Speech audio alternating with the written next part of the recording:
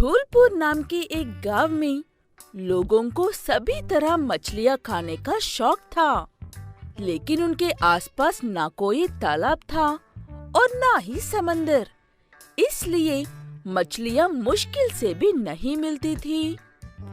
उस गांव में विक्रम नाम का एक व्यक्ति रहता था, जो ये सोचकर परेशान हो रहा था कि उसके परिवार को पालने के लिए कौन सा व्यापार करना चाहिए। तब उसकी पत्नी शिवानी उसे ये उपाय बताती है।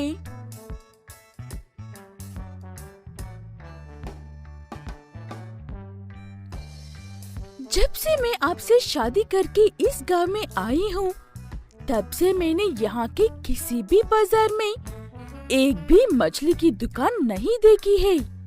आप मछलियों का व्यापार शुरू करके देखो ना। बात तो तुम्हारी सही है शिवानी। मैं आज ही शहर जाकर ताज़ी मछलियाँ खरीद कर लेकर आता हूँ।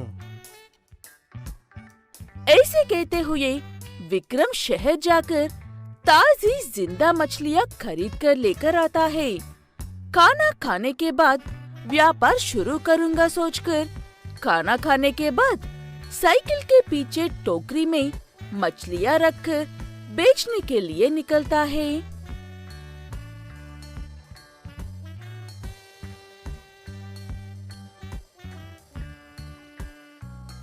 मछलियाँ ले लो, मछलियाँ, ताजी ताजी मछलियाँ ले लो। धौलपुर में पहली बार मछली बिक रही है, ताजी मछलियाँ ले लो बाय। ऐसे बेचते हुए घूम रहे विक्रम को पहले दिखने वाली एक महिला ही रोक लेती है और मछली खरीदने के बारे में बात करती है। धौलपुर में मछली सुनकर ही दिल खुश हो गया है। कैसे दे रहे हो विक्रम भाई मछलियाँ?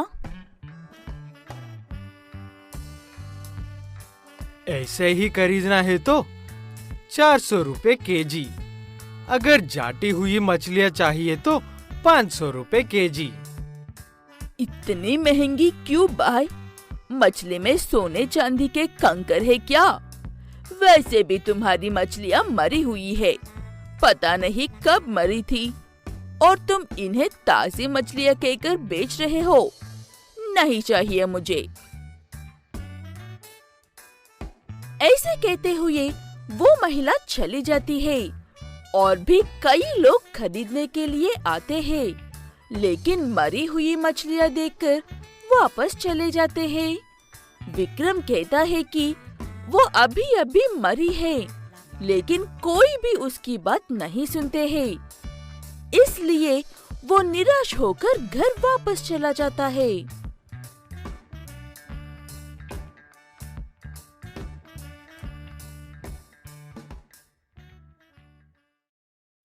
शिवानी, तुम्हारा उपाय तो अच्छा था और लोग खरीदने के लिए भी आ रहे थे, लेकिन पता नहीं ये मछलियाँ कब मरी थी, ये सोचकर किसी एक ने भी इन मछलियों को खरीदने की हिम्मत नहीं की है। इसका मतलब अगर मछली जिंदा हो तो उन्हें मछली खरीदने में कोई दिक्कत नहीं है। हमें किसी तरह मछलियों को जिंदा रखकर बेचने का उपाय ढूंढना होगा जी। ऐसे कहते हुए दोनों पति पत्नी मछलियों को कैसे जिंदा रखकर बेचे, ये सोच रहे थे।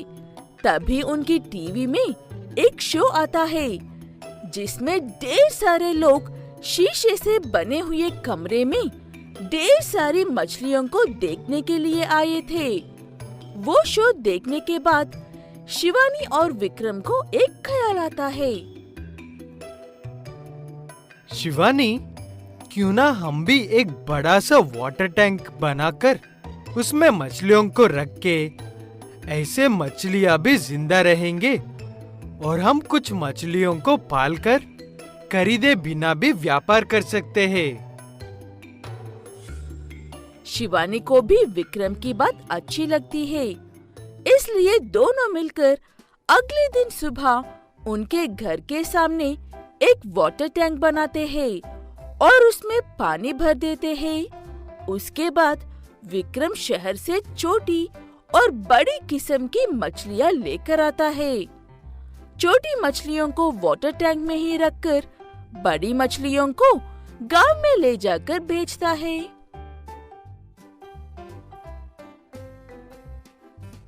मछलियाँ ले लो मछलियाँ, ताजी ताजी और जिंदा मछलियाँ ले लो। मछली वाला आया है, मछलियाँ ले लो। विक्रम ऐसे कहते हुए मछली बेचता है। मछलियाँ जिंदा होने की वजह से धौलपुर वाले मछलियाँ खरीद रहे थे और विक्रम का व्यापार अच्छे से हो रहा था।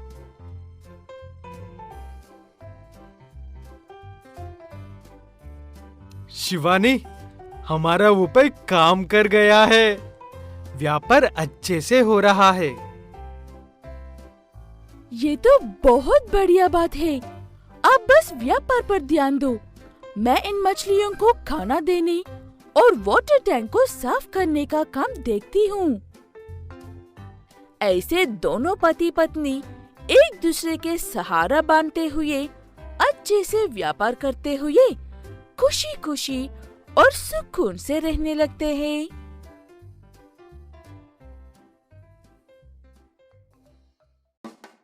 धौलपुर अपने आसपास के बड़े से जंगल की वजह से बहुत मशहूर था। लोग उस जंगल की खूबसूरती देखने के लिए दूर दूर से आते थे। लेकिन कुछ साल पहले चमरक नाम का एक लालची और बहुत बुरा व्यक्ति आया।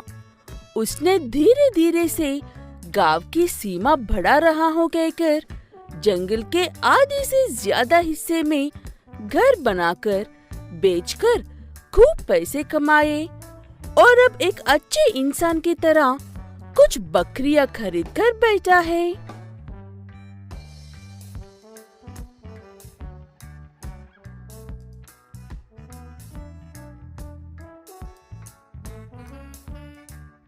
चमरक जी, बकरियों को जंगल में लेकर जाने पर जंगली जानवरों का खतरा बढ़ गया है, इसीलिए मैं चारा यहीं पर लेकर आता हूँ।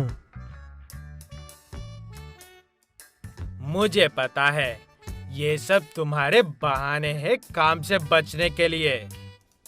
चुपचाप सारे बकरियों को जंगल में लेकर जाओ और वापस लेकर आओ। मैं तुम्हें इस काम के तो पैसे देता हूँ।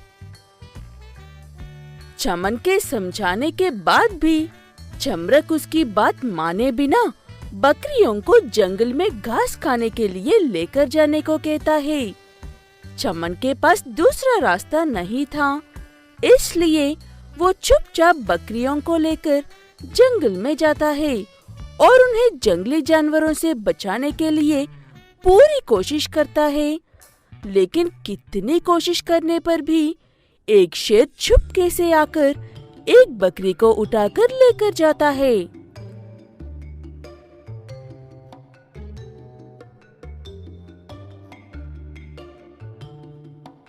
अब मैं क्या करूं? चमरक जी को कैसे बताऊं कि उनकी बकरी को शेर ने खा लिया है? ऐसे सोचकर परेशान होते हुए चमन जाकर चमरक से जो कुछ भी हुआ वो सब बताता है। उसकी बात सुनने के बाद चमरक ऐसे कहता है, ये क्या बकवास कर रहे हो?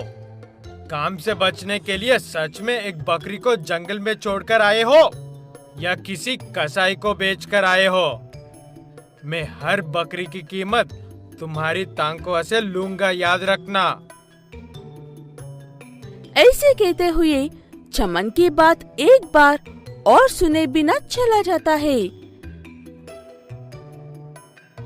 एक बकरी खाने के बाद शेर को मजा लग जाता है, इसलिए वो एक और बकरी खाने के लिए सीधे गांव में आ जाता है और चमरक की एक और बकरी को वहीं पर खाकर वापस जंगल में भाग जाता है।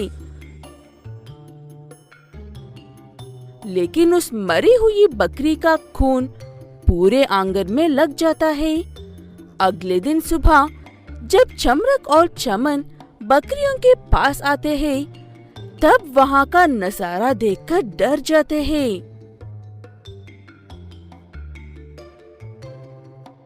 चमन, तुम सही थे। बकरियों के लिए घास यहीं पर लेकर आओ। अब सिर्फ घास लेकर आने से कुछ नहीं होगा चमरक जी। इस शेर के लिए एक जाल बनाना भी जरूरी है। हाँ, ये तुम्हारी ही ड्यूटी है। कैसे भी करके उस शेर को पकड़ लो। तब तक मैं गांव के बाहर रहता हूँ। ऐसे कहते हुए चमरक गांव छोड़कर चला जाता है और अब उन बकरियों को बचाने की पूरी जिम्मेदारी चमन के खांधों पर बढ़ती है। वो शेर शाम को ही आने वालों में से था, इसलिए चमन अपनी बुद्धि का इस्तेमाल करते हुए सारी बकरियों को दूसरी जगह पर पहुंचाकर बकरियों की जगह पर एक जाल बनाकर उस जाल में एक रिकॉर्डर रखता है जिसमें से बकरियों की आवाज आ रही थी। बिना किसी को नुकसान पहुंचाए वो शेर जाल में फंस गया तो अच्छा होगा। चमन जैसे सोचता है शेर वैसे ही फंस जाता है। शेर फंसने के बाद चमन फॉरेस्ट डिपार्टमेंट वालों को और चमरक को फोन करके बुला लेता है। फॉरेस्ट डिपार्टमेंट वाले आते ही सबसे पहले चमन से एक सवाल करते हैं।